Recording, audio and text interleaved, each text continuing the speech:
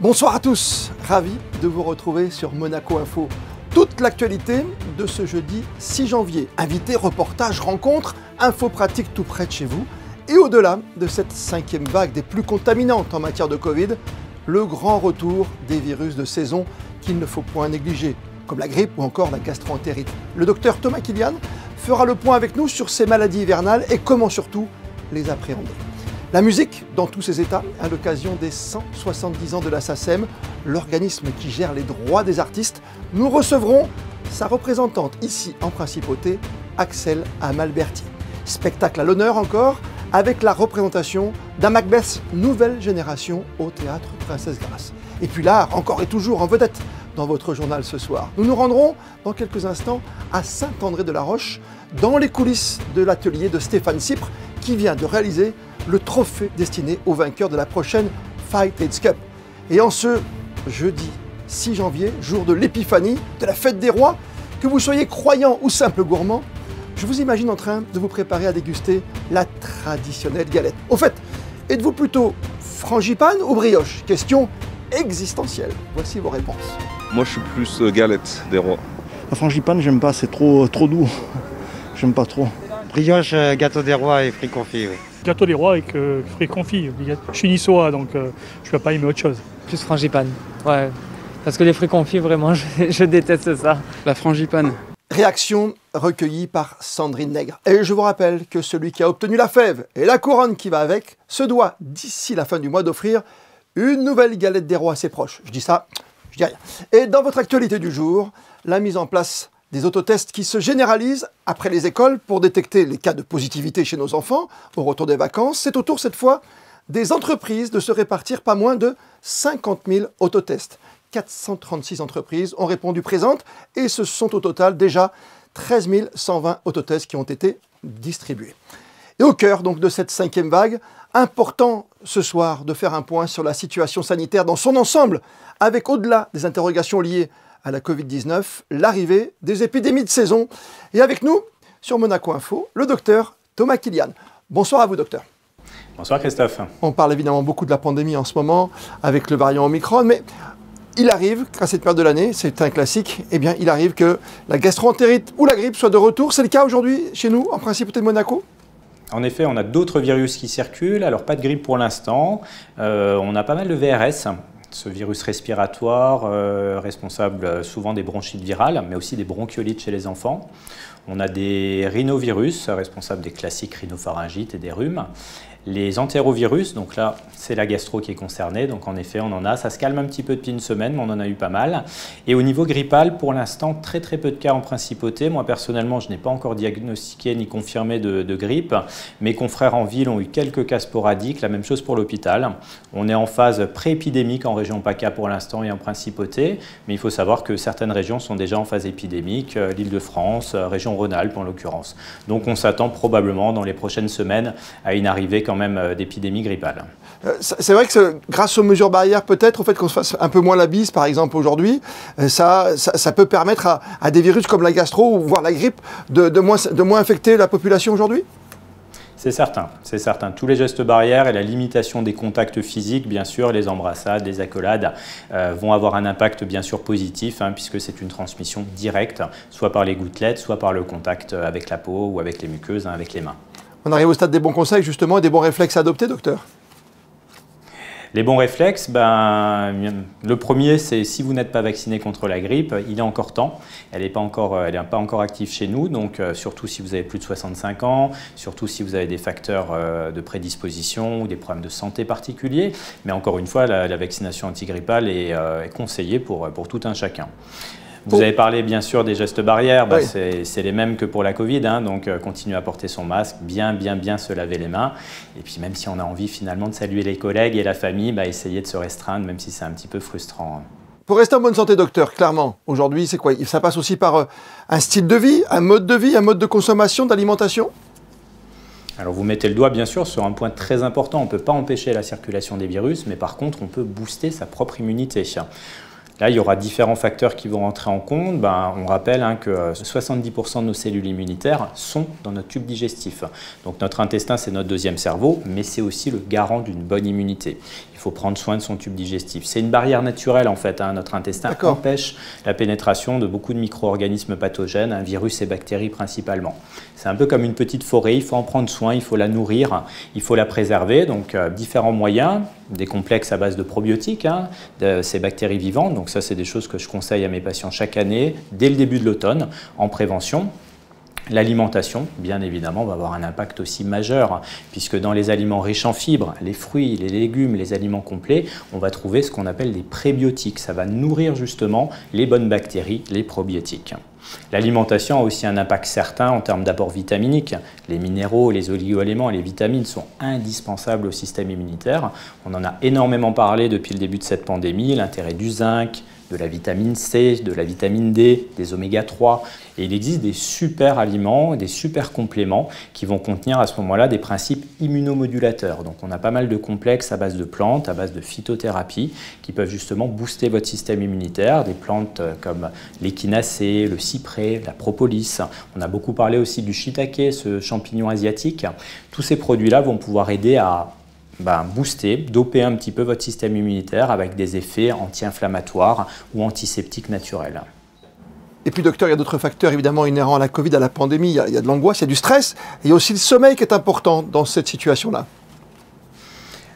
Tout à fait, vous mettez le doigt sur deux points très importants. Alors le stress va avoir un effet extrêmement délétère sur notre immunité, sur notre tube digestif et le sommeil. On n'insiste pas assez sur ce point-là, les troubles du sommeil sont extrêmement fréquents, pas assez pris en charge.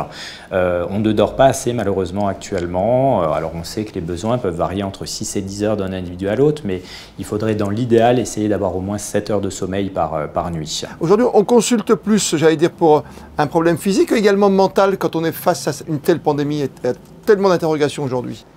Je constate également une grosse augmentation des motifs de consultation pour des troubles anxio-dépressifs, donc des phénomènes de déprime, de baisse de morale, d'insomnie, d'angoisse. Et ça, c'est malheureusement la conséquence, en effet, entre autres de notre sérotonine qui a été très perturbée sur les dernières années. C'est vrai que cette pandémie est très anxiogène et elle a des impacts malheureusement sur notre quotidien et sur notre stress.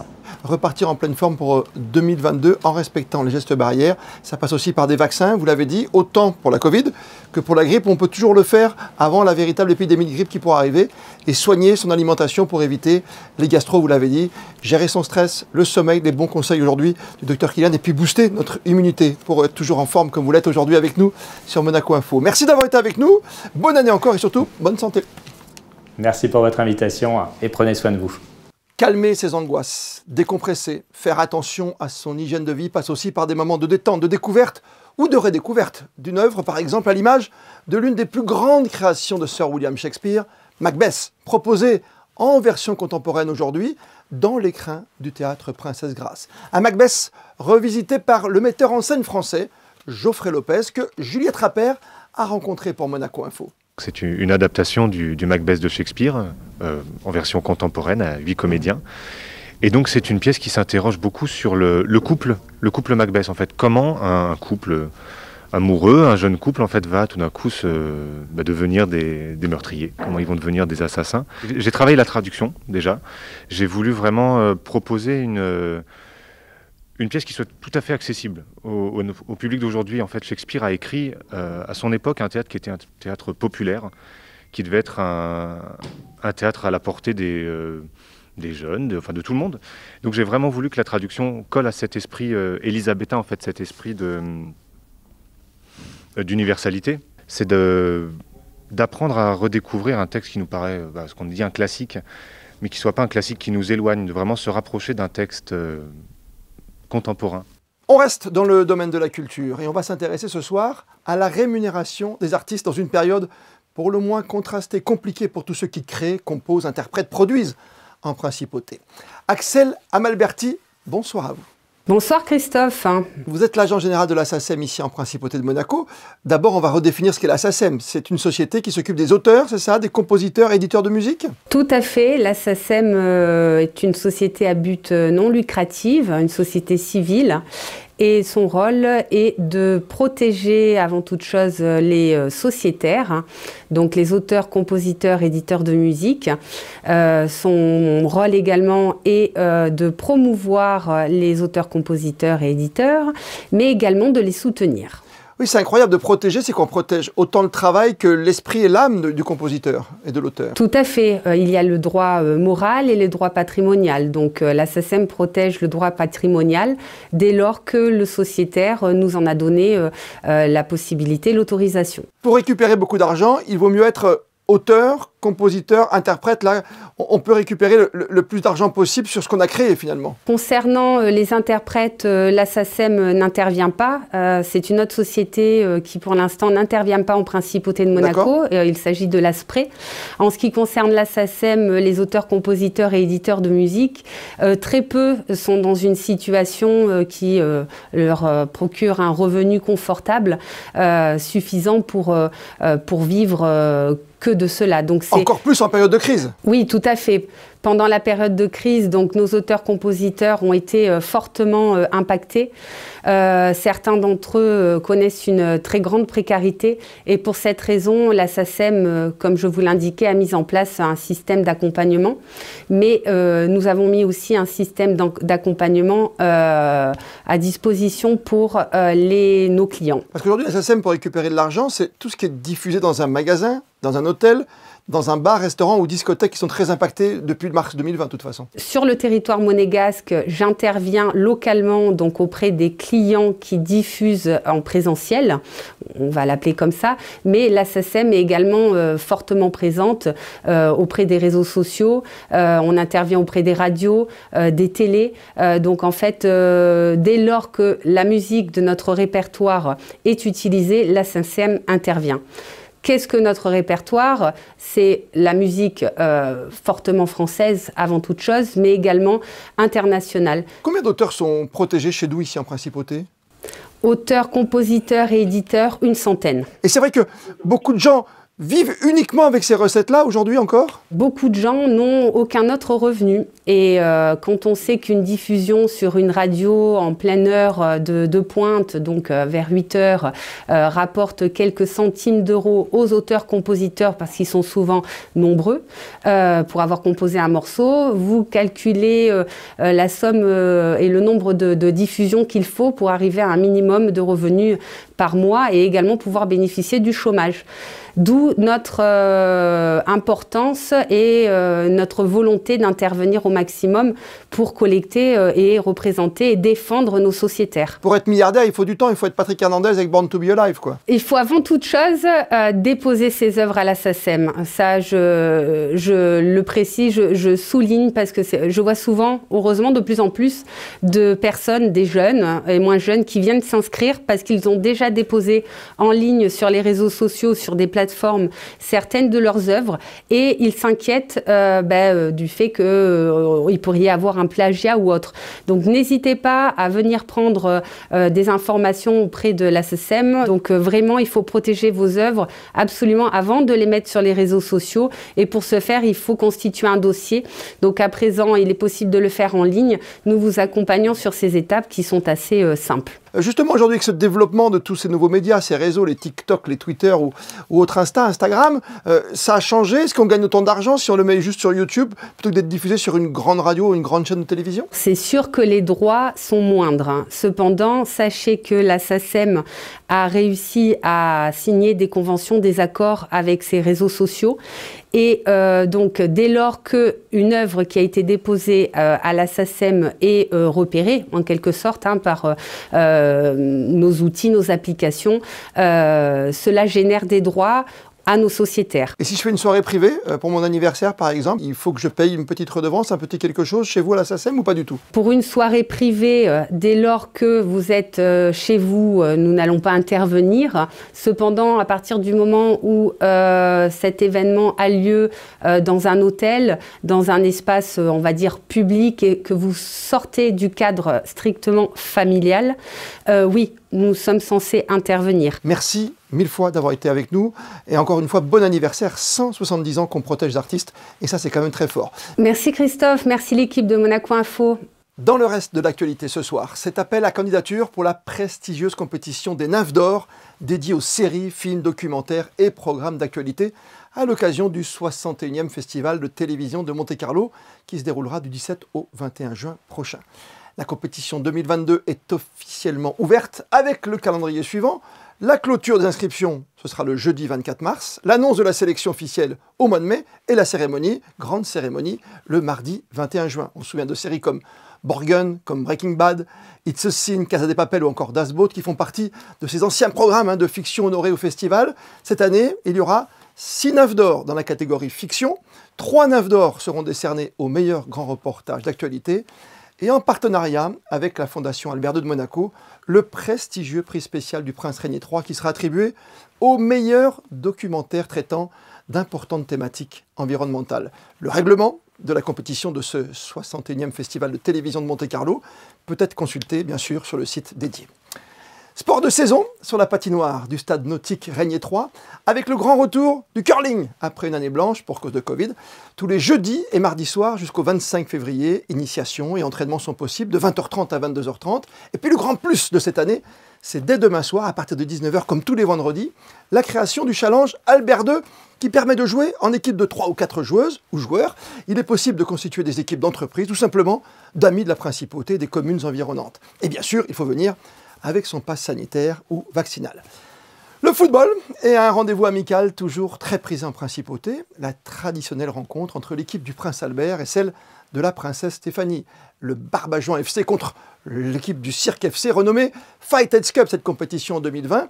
L'événement devenu caritatif a pris forme déjà depuis un petit moment. Et pour cette édition 2022, on va se déplacer à Saint-André-de-la-Roche avec Yannick Debévert et Sylvain Pérumal. On va partir à la découverte, surprise, de ce précieux trophée qui sera remis au vainqueur du tournoi le 24 janvier prochain. On a bossé comme des dingues. Tu la devines, regarde. Là on voit là, ouais. Magnifique. Faite d'aluminium et de feuilles d'or, cette Fight Heads Cup est tout simplement splendide.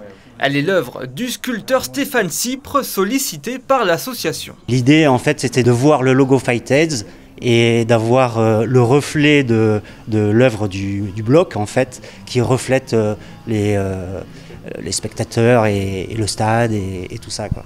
Il a fallu un travail d'une semaine, jour et nuit, dans son atelier de Saint-André-de-la-Roche avec son binôme pour élever ce trophée sculpture. Une pièce unique qui plaît forcément aux organisateurs de la Fight Heads Cup. Ce trophée, je l'ai pondu à 3 h du matin. J'ai présenté des premières esquisses à Louis. On a travaillé ensemble et après je lui ai présenté ce dessin et j'ai dit, à mon avis, c'est ça. C'est l'événement caritatif principal du début d'année à Monaco. Un match de foot où sont réunies des légendes du ballon rond dans 2 équipes, les Barbadjians du Prince Albert et le Cirque FC de la princesse Stéphanie. Cette année encore, de très grands noms comme Sidorf, Zaccardo, Luca Toni, mais aussi des petits nouveaux qui ont fait le bonheur des Monégasques. Fernando Morientes qui fait son grand retour au stade Louis II. On a David Trezeguet aussi. On a Claude Puel qui n'était pas là à la première édition. On a Bruno Bellone. Jérôme Roten, François Modesto pour l'équipe des Barbadjans.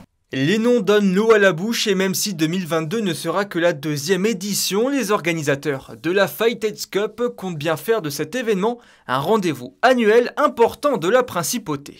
On va pérenniser ce match pour pouvoir faire des profits supplémentaires pour Fight Heads pendant l'année et c'est l'objectif. Rendez-vous lundi 24 janvier à 18h30 au stade Louis II pour savoir qui soulèvera ce magnifique trophée.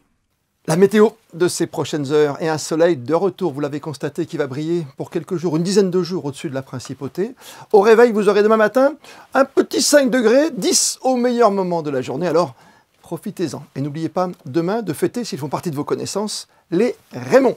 Et comme le veut la tradition, on termine par les instantanés du jour. Direction le parking des pêcheurs avec l'exposition des photographes de la direction de la communication. Photos de nos meilleurs clichés de l'année 2021, signé Stéphane Dana. On se retrouve demain, 19h, pour une nouvelle édition de votre journal. D'ici là, belle et bonne soirée à toutes et à tous sur Monaco Info.